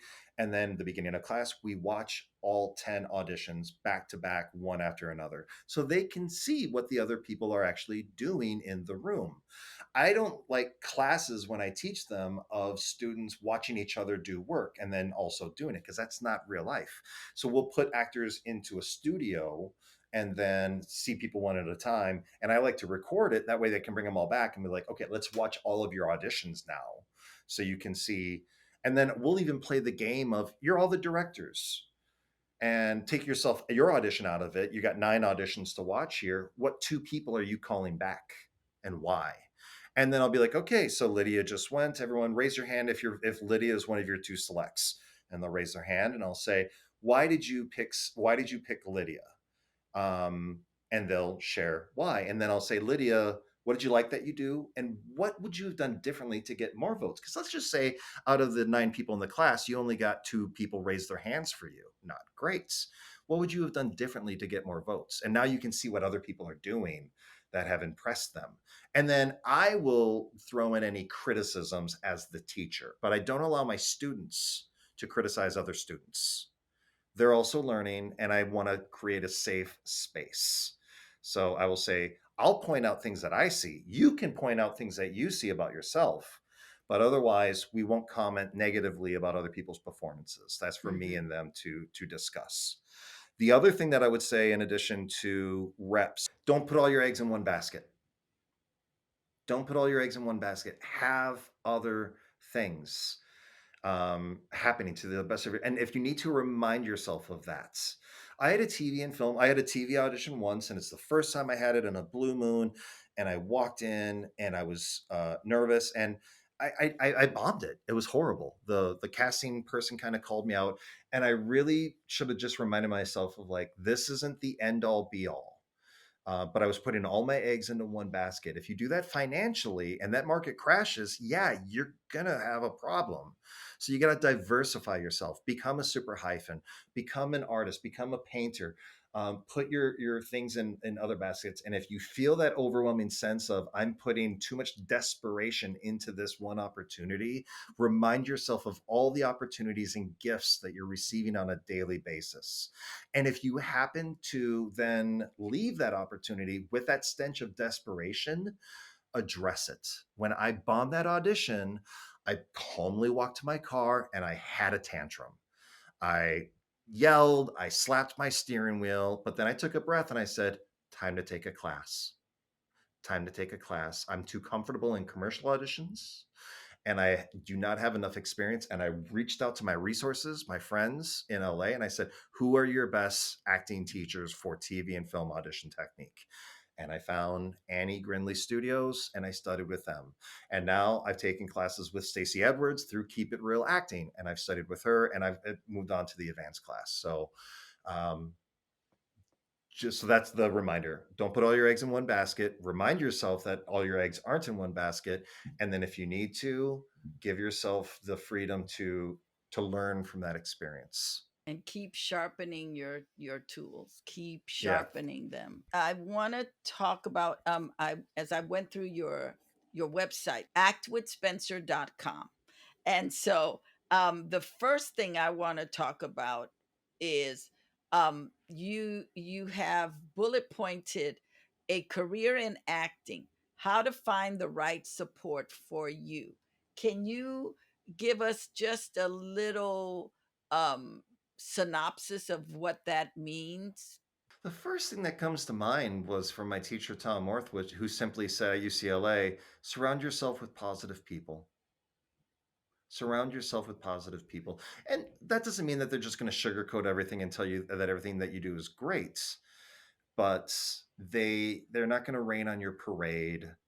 They're going to support you when you need supports. There's enough obstacles for us out here as artists, as actors, and to find other people, to surround yourself with other people who are going to be additional obstacles for you, for us, is a waste of energy. So that can mean family, that can be friends, and there's people that I just won't communicate certain things to. And I've done a really good job of surrounding myself with positive people, who see what I do, believe in me, allow me to believe in them, and support each other. So that's the first thing that comes to mind with that. Yeah, what I love about finding the right support for you is community, right? As far as actors, actors who are working, actors who are moving forward, because the mindset is different on actors who are booking work or at least getting a lot of auditions. There tends to be an energy that's moving forward. I like to compare it to when you are with the right group of people, it's like being in the ocean. The energy is just taking you out, right? You can't just stand in the ocean and stay still there. That water moves you out, whether you want it or not. It will, in a second, just like, we got to go. And when you're around people who are working all the time, or at least they are creating, they are doing stuff with their career, you can't help but move forward with them. It is impossible. I've never seen anybody who has been in an encouraging group of actors, be it a class, be it a theater company, that they all were moving towards their goal, stay stagnant. you Hmm. you can't. It is impossible. I mean, if you stay stagnant, you're dead. There's something wrong there. You have died, you have gone to heaven. There's just a problem. So when I saw that, it immediately like slapped my face. It's like, yes, you got to have that right support. And right support means you're not with your group of people who are trying to figure it out, because they can't help you. You got to be where people are better than you, that you're striving to get to where they're going, because they are ahead of you, and you're trying to keep up. And as a kid, from a large family, you are the fourth of five children. You had to keep up. You had to, Hmm. because they would leave you. I'm sure they left you. I come from a big family, and my older brothers and sisters would leave me if I wasn't ready. It's like, tough, we're gone. Ah, Yeah. and I think being with the right support system makes you move forward. It's like you don't want to get left behind. You want Hmm. to move in that arena of success, and in that arena there is no desperation because everybody is intentional. I also think we get desperate when we're not intentional, when we're just chasing a job or chasing an interview. It's like, wait a minute, how about you strategize your career? That's a whole different conversation than just, I need to get an audition. I need to pay my bill. Then and I love, you call them flexible jobs. Is that Hmm. flexible employment? That was Yeah. that I like that term. Getting something that allows you the flexibility to pursue your career in a calm environment, in an environment that you're not stressed, like, oh my God, I can't go on this audition because of this job. It's like, you didn't come here for that job. You came here for your career. So you have to find work that allows you the flexibility, that allows you, if you have to do that job on the weekends so that you have your weekdays to go to your auditions. As actors, we have to look for that. We have to look for work that allows us the opportunity to go, I'm working on where I want to go, but in the meantime, I can handle this. You brought up Act with Spencer. So just so your viewers know, that is my another one of my hyphens. So I'm an actor, session director, teacher with Keep It Real Acting. But I have a venture called Act with Spencer, which is my educational foundation. It's a non-union or nonprofit grant-based opportunity where I bring my on-camera audition technique workshop and lecture to organizations, whether they be educational, theater departments, or high school drama departments, or what have you, recreational centers, regional centers, veteran affairs, correctional facilities. And I bring this to people for health and education. There's a really great component when people are able to see themselves on screen, and we've all watched TV, we've all watched film, and we all have a little idea of like, oh, that'd be kind of fun. And if people show up to participate in it, and I can get them to a point where they can watch it and say like, wow, that was pretty good, that there's a light there that I think we all need. It's what gives us that bug that really kind of starts. So that is, if you want to learn more about that, that's actwithspencer.com. Please feel free to check that out. And if they want you to coach them on a commercial audition, is that the same place they can go? Yes. Yeah, you'll have access to my email, and there I also have a YouTube channel for Act with Spencer, and I put tutorials up on there. This will be up on there perhaps. And yeah, I'll definitely be promoting your work, and that's part of what we do as a community. And you want to be careful of envy. You get to be part of this community, and you end up auditioning against the same people over and over. And when you see somebody else book it, you don't want to raise your fist to the sky and be like, "Why not me?"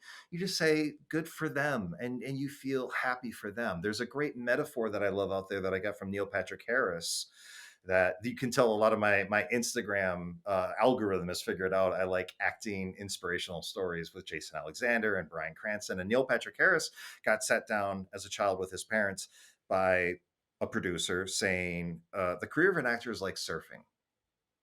You get your board, you go out to the water, and you wait for a wave, and then a wave comes and you ride the wave in, and then you got to paddle out against the water and you catch a wave. And that's the simplest form, but I take it to this other level of yeah, you before you go out into the water, you better make sure you have the right board.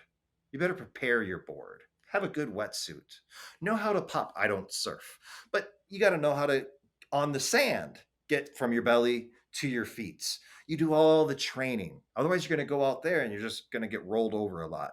Then, yeah, you're going to have to fight through the waves in order to get to where you wait for the set. And you're out there with other actors. You're out there with other surfers, I should say. Guess what? The wave chooses the surfer. You just sit in your spot and the wave comes and picks you. And you're going to be waiting for a wave and you're going to see your friend ride a wave in. Don't be mad at them. Bless them. They got the experience. Good. The wave will come for you. And you're going to get on a wave. Guess what? You might crash. Happens all the time. You see people in a TV series, season 1, season 2, they're not in it anymore. That's somebody who fell off the board and it sucks. And you roll and you get back on the board and you come back out. And I tell people in certain parts of the country, you better be at a beach because if you're in a parking lot, you're not going to find any waves. So sometimes you got to move to where the waves are. And the metaphor goes on and on and on. But when you see somebody else catch your wave, be happy for them. Be the person who tells them where to be, because somebody will tell you where to be to catch the wave. What can keep us from being envious is knowing that your job has your name on it, their job has their name on it. You can all go audition for the same thing, but when you read it, after a while, you know, oh, this is Susie's job. This Mhm. this is her. She does this. This is what she does with flair. I mean, I could try to do this, but she does this the best. And if you know what everybody brings to the table, you don't get flustered because you go, oh, that, yeah, I could do it, but it's not the way she does it. There's something to be said for that too, and a lot of people need to understand this. This is a big lecture point for me. In our first class of A to Z with Keep It Real Acting, Judy developed this thing where we talk about what books are commercial, and her answer is personality. And I've expanded that lesson where I asked all the students to give me the name of their favorite celebrities, and you'll hear Tom Hanks or Denzel Washington, Julia Roberts. You'll hear all these celebrity names. I love Ryan Reynolds, right? But let's take Tom Hanks.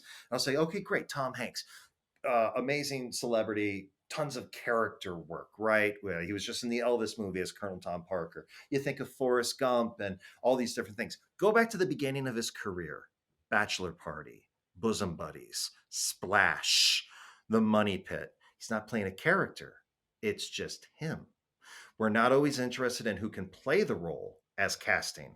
We're finding the person who is the role, who has the personality that we want to see be a part of this story. Once we become a celebrity, now we want to see you play different roles. That's a gift. And help us, God help us if we become that successful, that we get those opportunities and we have the training to not fall flat on our face when we try to do something completely character-y. But until then, you be the most interesting, dynamic version of yourself. And whoever your celebrity is, don't look at the work that they're doing now because they are a celebrity. Go back to the beginning of their career, their co star roles, their commercial roles, the things that they did at the very beginning, and notice who they are and what they were doing. They were just being the most dynamic, magnetic version of themselves. The Oscar Wilde quote: they were being themselves because everyone else was already taken. And that is the point of coming into an audition: is I am here as the greatest version of me in this situation, given these circumstances. I have a want, there is an obstacle, and I'm going to overcome it in this story. And I will focus on that. And if it is good enough, great. And if I am the role, then I shall receive it. But if somebody else is the role and I'm trying to play it, someone else might get it if I'm trying to be somebody that I'm not. That is truly the truth. And I would add to that because I know Denzel when he started and he did St. Elsewhere, every summer he went back to New York and did theater every summer. There wasn't, whenever they took hiatus, Denzel would move the family to New York so he could do theater. So it it also has to do with the actor and their commitment to their art.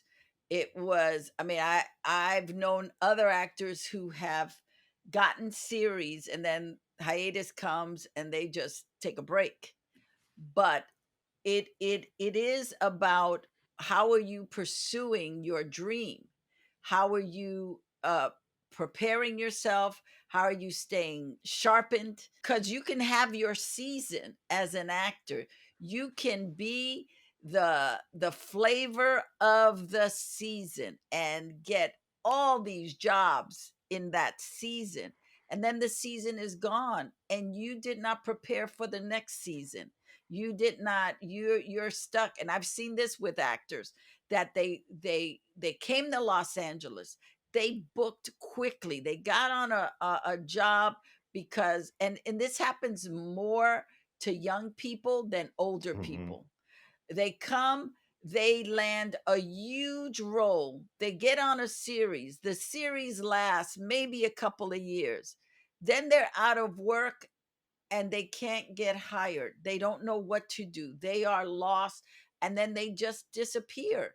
Instead of looking at like, okay, I've got this job. What's the next step? Where am I, where do I want to go? Let me do this. And to me, as an actor, you have to keep training. You have to keep do theater, do everything you can. Yeah, join an improv troupe. There's no keep your side hustles going as well. I'm friends with Bill Glass, who's Dr. Rick in the Progressive commercials, and he used to be a session director. And I saw him running sessions the other day, and I'm like, dude, you're in a Progressive campaign, like you're rolling in money, I'm sure. And he goes, yes, but I've done this before, and I let my side hustles go, and then it's really hard to get them back once you let them go. But the point with Denzel is absolutely accurate. Is like, let's imagine when you do become successful and you do get these opportunities to do something. That's how you become a success at that next level. Is because when you do get a challenging role, that's going to take on more. You're not just settling for co-star and small guest star roles. Jack Lemmon gave me that advice once when he was receiving the Spencer Tracy Award at UCLA. I said, any advice? He goes, join like a company that you can continue to work and grow with, and then continue working on heavy, deep character scenes rather than just settling for while trying to get these one line co star roles. So that way, when the moment comes, the opportunity comes, you're ready for it. You're not going to fall flat on your face because you weren't, your tool wasn't sharpened. Your boy, there was another expression I had for that, but yeah. So it's really great to hear you bring up Denzel in that capacity because I think he's a great example of that. There are so many exceptional actors that we don't hear all that they do because we just get their little publicity thing that they put out, the little press release. We Yeah. don't see what they're doing in the background. We don't see the hard work they're doing, the love for rehearsals, the that they are constantly rehearsing and making demands on themselves.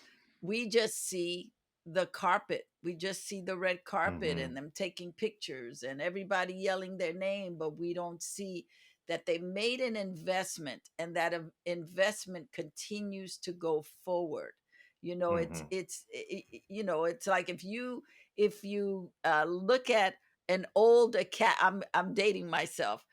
Before IMDb, we had the Academy Players Directory, and there used to be 4 books that would come out every season, and if you look at one of those books from 1980 and just go down the names, probably 10 of them are the only ones we remember, because people fall by the wayside. They don't want to do the work. They don't see Hmm. this as a long-term career. This is a marathon. It is not a sprint.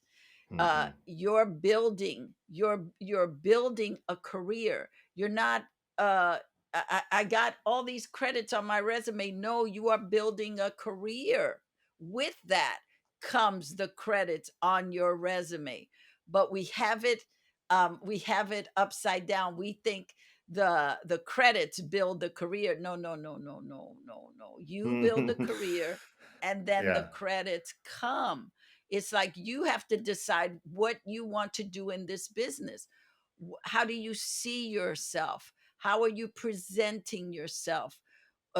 How much fun are you having when you go into a job? Do they are they sad to see you leave, or are they happy that you're out of the room?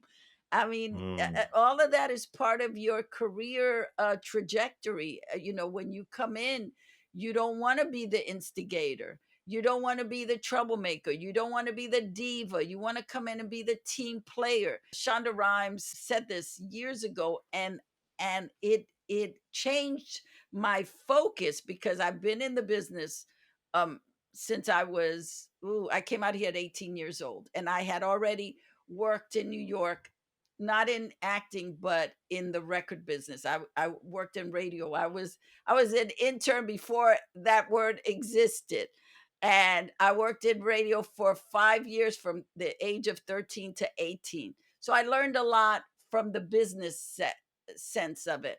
But when I came out here at 18, I started to see how people who were very talented but very difficult to work with would get in trouble. And so I heard Shonda Rhimes say this, and it just changed my perspective on everything. She said, when I first started Grey's Anatomy, I wanted the very best people.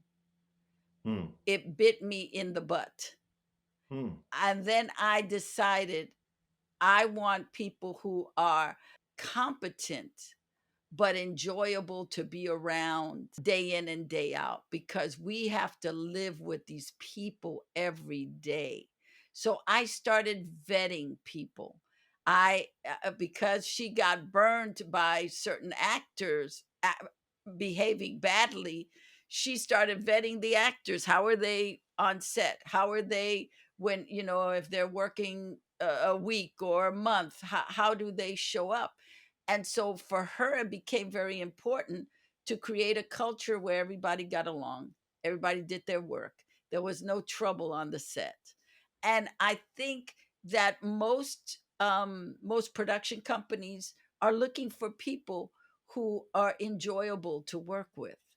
Hmm. So you could be the most fantabulous person, but if you act out on a job, that catches like wildfire. People will be talking about you and say, "Oh, please don't hire Kitty.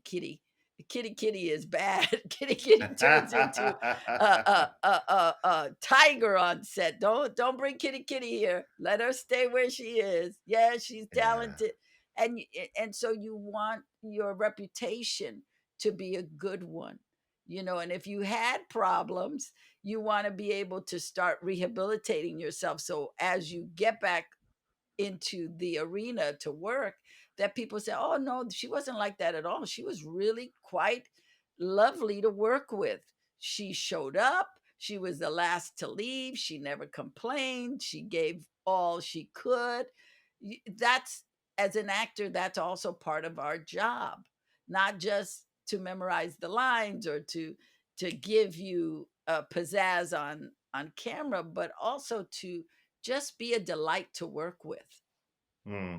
And I think that we have to remember that I think at the beginning, and I'm still in this boat, we're all so eager to be successful. That comes pretty easily. It's what happens once we become successful. Once we're locked into a show, do we become entitled? Does our behavior start to change? It's really easy to say, oh, if I won the lottery, I'd give this much away to charity. But then it happens. Do we follow through with that? Or do we just hoard it all for ourselves? And a casting director friend of mine, Michael Roman, always said his experience from seeing people become successful was they're the same people. If they make $10,000 a year and they're not giving $1,000, even though they only have 10,000, and then they become $100 millionaire, they're still not going to give 10%, even though they say they will. They're still the same person. So when we're new and we get those opportunities, Celebrity yeah, magnifies who they are. yeah, Yeah. And so at the beginning, they might be eager and show up early and leave late, but then once that success comes, true colors really seem to shine, and that's when you gotta do even better because you're a leader at that point. You're a leader on the sets. People are looking to you. How is this person whose career is taking off? How are they going to show up, and do they show up? And boy, you show up good. It sounds like your star really shines then, which is what we Yeah. want. I think when you come into the business, you have to see yourself already successful because you Mm, made it in. There is no when I become successful. I think that's the thing that gets in our way. I am successful. I'm going on auditions. I'm here. I made it. I am here. I actually know people. I actually know a casting director. That's success. It's like yeah. sometimes we make success so far away. It's like, no, I'm successful. I've survived and I am thriving. And that to me is success because I love what I do. And I'm going to add on to that. I made the mistake in the past. I remember when I was younger, I used to think it was very black and white. Either you were in the industry or you weren't. And I realized it's just a sea of gray. And we're all at different variations of that. And then a friend of mine years ago told me that there's 5 stages of an actor's career. Who is Spencer Kramber? Get me Spencer Kramber. So there's a big leap there. Get me the next Spencer Kramber. Get me a young Spencer Kramber. And then who is Spencer Kramber, which kind of gets dark there at the end. And so much of our career, and then I put this definition behind success of going from 1 to 2 of who is Spencer Kramber to get me Spencer Kramber. And I thought that is a good place to be when we are not having our representatives go out and sequester work for us, but people are coming to our representatives to offer us work. That's a nice definition of success. And then somebody reached out to me and saying, I heard about you. I've watched your reels. I would love to cast you in something. And I thought, well, shit, I made it. Someone has now come to me saying, "Get me Spencer Kramber to an effective degree," without me even have to go out and get the work. Now, obviously, that's it. But to your points, we are in such a mercurial industry. To put such hardline definitions on success is very accurate, and you have such a healthy. I've learned from you today so much, and I think you must be such an asset to everyone who hears your words and your wisdoms, and just thank you Oh, for well, letting me be a thank you. part of this conversation. That was some great information. I would love to know what you think in the comments. And if you are so inclined, buy me a coffee. And if you are still hungry for more information, check out this next video with Judy Kane, who breaks down how to do your self tapes.